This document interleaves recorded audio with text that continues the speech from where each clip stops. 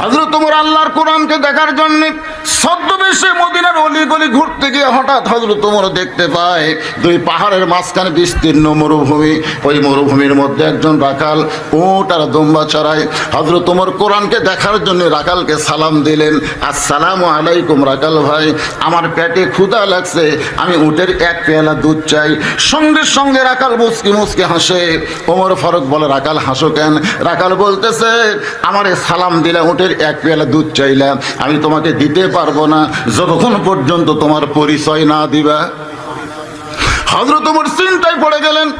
অর্ধ পৃথিবীর খলিফা হইয়া ছদ্মবেশ ধারণ করেছে আল্লাহর কোরআন দেখার জন্যে, তাহলে পরিচয় কেমনে দিব? পরিচয় দিলে তো গুমর ফাঁস হয়ে যায়।